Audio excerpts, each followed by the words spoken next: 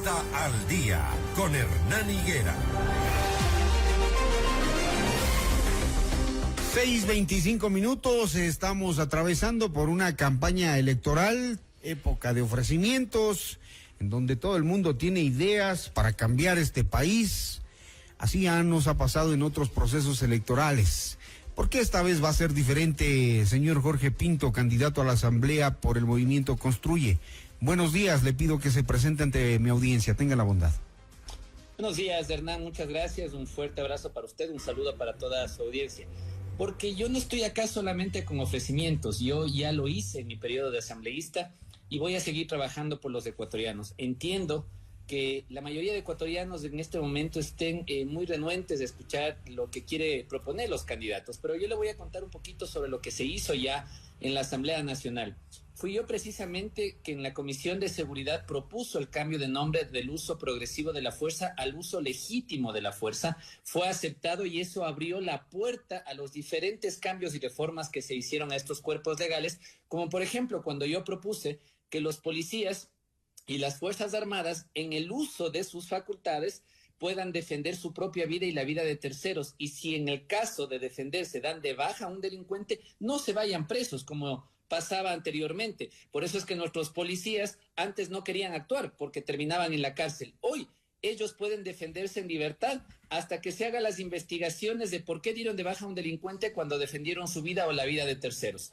También se propuso en la Asamblea Nacional las reformas al COIP para el tema de robo y hurto, que ustedes recordarán que nos dejaron una ley donde decía que si se robaba menos de un salario mínimo vital, no pasaba absolutamente nada. El ladrón podía devolver lo robado y podía seguir con su vida normalmente, es decir, seguir atracando y robando a los ecuatorianos. Todos esos cambios se logró en la ley, pero no solamente eso, nosotros, el equipo que trabajó conmigo y mi persona, propusimos en la Asamblea Nacional una reforma para proteger a nuestros niños, niñas y adolescentes de la promoción sexual, evitando de esta manera que sean presa fácil de los pedófilos y de los violadores. Pero ¿qué es lo que sucedió, Hernán? Nos devolvieron ese proyecto de ley porque en ese proyecto de ley nosotros estábamos proponiendo, y lo vamos a volver a hacer, tener un registro de pedófilos y violadores en nuestro país para que a la vuelta de la esquina, es decir, al siguiente día, esos pedófilos no vuelvan a conseguir trabajo, por ejemplo, en una unidad educativa de niños, porque estamos poniendo en peligro a nuestros niños. Así que nosotros ya lo hemos hecho, el trabajo está demostrado, nos enfocamos muchísimo en el tema de seguridad, pero entendemos que la seguridad es integral y que sin recursos no se puede lograr. Luego de haber recorrido varias parroquias rurales de nuestro cantón Quito, hemos conversado con muchas personas. ¿Y qué es lo que nos dicen la mayoría de ellos, Hernán? Nos dicen que en las parroquias rurales nadie fiscaliza absolutamente nada. Es más, los ciudadanos que se atreven a levantar la voz, como sucede en el caso de San Antonio y otras parroquias, son ellos después los denunciados. En San Antonio específicamente hay un grupo de ciudadanos que han denunciado sobreprecios en obras de las parroquias rurales y tienen proformas que ellos han solicitado a las mismas entidades o empresas que le venden a la Junta Parroquial con el precio 3 veces menor de lo que compra la Junta Parroquial. Esto ya está denunciado, ellos lo han puesto en Fiscalía, en Contraloría, y ahora ellos son denunciados por la presidenta de la Junta Parroquial por violencia de género. Esto es inaudito, esto no puede seguir sucediendo. Por eso nuestra principal propuesta para estas elecciones y para el periodo donde vamos a estar en la Asamblea es lograr las reformas al COTAD para que desde la Asamblea Nacional, si los vocales no hacen su trabajo, si los concejales no hacen su trabajo, porque muchas veces son parte del chanchullo a nivel nacional, hoy se pueda solicitar la información y se pueda fiscalizar, es decir, no se puedan negar ni las prefecturas, ni las alcaldías, ni las juntas parroquiales a entregarnos esa información para que se procesen para que comiencen los procesos de fiscalización. Uh-huh. Uno de los principales problemas que tenemos es la seguridad, y Construye viene diciéndonos en esta campaña que están promoviendo un acuerdo fundamental por la seguridad que debe ser una política de Estado. ¿Qué significa eso? Nosotros hemos trabajado, el Ecuador ha tenido muy buena relación con Estados Unidos y con la Unión Europea, pero no hemos llegado a tener acuerdos reales. ¿Quiénes son, aparte de nuestro propio país, donde se reclutan a niños para volverlos adictos y luego sicarios, quiénes son los más afectados por las exportaciones de drogas? En este momento son la Unión Europea, donde va la mayor cantidad de droga que sale desde el Ecuador, y los Estados Unidos.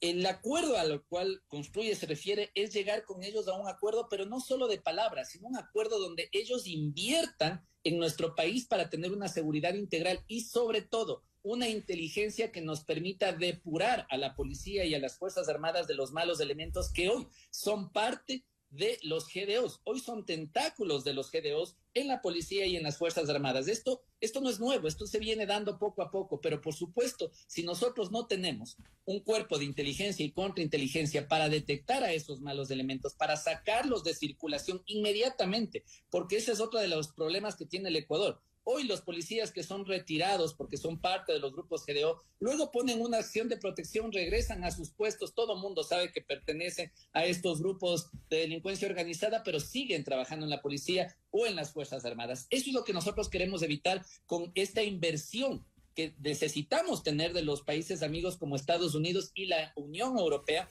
con esa experiencia que ellos tienen para contraatacar a estos grupos de delincuencia organizada y al terrorismo y al narcotráfico que vivimos en nuestro país. Y estos acuerdos serán logrados con una persona con experiencia, como lo es Henry Cucalón, quien ha tenido una hoja intachable durante toda su vida en el ejercicio público, y por supuesto hoy desde la Presidencia Nacional, con un buen equipo de asambleístas que sabemos lo que hacemos porque tenemos la experiencia para hacerlo, vamos a lograr esos acuerdos. ¿Cómo lograr una eficiencia de las entidades del Estado venidas a menos en su confianza, en su trabajo? Vemos que el país no se mueve, está estancado hace ya mucho más de 10 años. La burocracia no funciona, está como inmóvil. ¿Cómo mejorar? ¿Cómo hacer eficiente al Estado? La gente no mira eficiencia en las entidades públicas.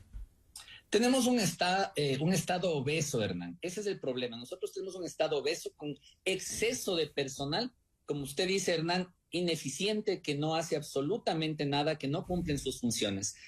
Nosotros, como Construye, lo que queremos hacer es depurar el Estado de esos malos elementos que se ¿Cómo lo van a los que hacer? quieren trabajar por los ecuatorianos para ganarse ese sueldo dignamente y reducir el tamaño del Estado, no hacerlo más chiquito, pero sí más eficiente. ¿Qué quiere decir esto? ¿Y cómo, que aquellos que no tengan a bien hacer su trabajo, que no cumplan sus funciones, es más, y que en el Estado también hay los tentáculos del crimen organizado hoy, en el SRI, hay los tentáculos en el registro civil y en muchas entidades del Estado, tienen que ser depurados, sacados, tienen que ser juzgados, porque muchas veces estos grupos de delincuencia organizada se dedican, por ejemplo, a chantajear a las personas para sacarles documentos completamente gratis, o se dedican a limpiar los registros de las personas, los registros delincuenciales, o se dedican a hacer todas estas marañas de actividades ilícitas, y ahí es donde tenemos que poner el dedo en la llaga. Reducir el tamaño del Estado no significa hacerlo débil, sino hacerlo fuerte, hacerlo robusto, no obeso. Y en eso nosotros nos vamos a enfocar. Aquellas secretarías que no funcionen, aquellos ministerios que no funcionan y que no tengan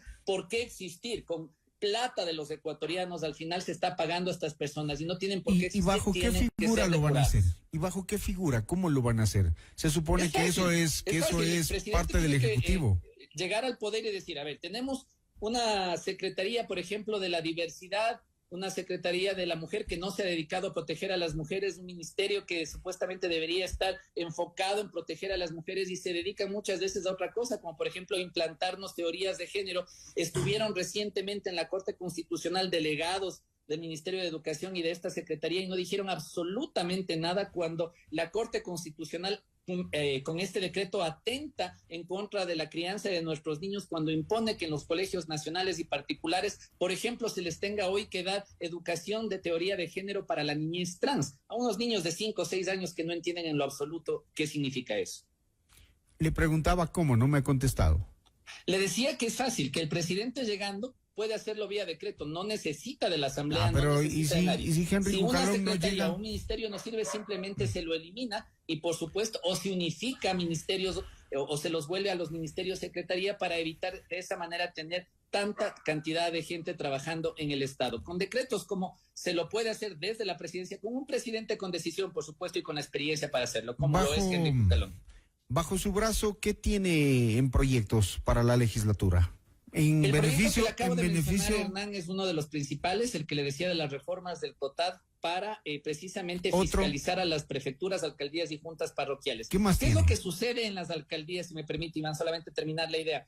¿Qué es lo que sucede en las alcaldías? Nunca tienen plata, siempre se lavan las manos en los temas de seguridad. Llega diciembre o las fiestas del cantón y se gastan miles y algunos hasta millones de dólares en contratar artistas que vienen del extranjero, ni siquiera se preocupan de contratar a los propios de acá del Ecuador. Y claro, nosotros sabemos por qué lo hacen y hay que decirlo con las palabras adecuadas, y es porque mucho del porcentaje de esos contratos van a los bolsillos de los pillos que trabajan en las entidades públicas y en los gobiernos seccionales. ¿Ejemplos?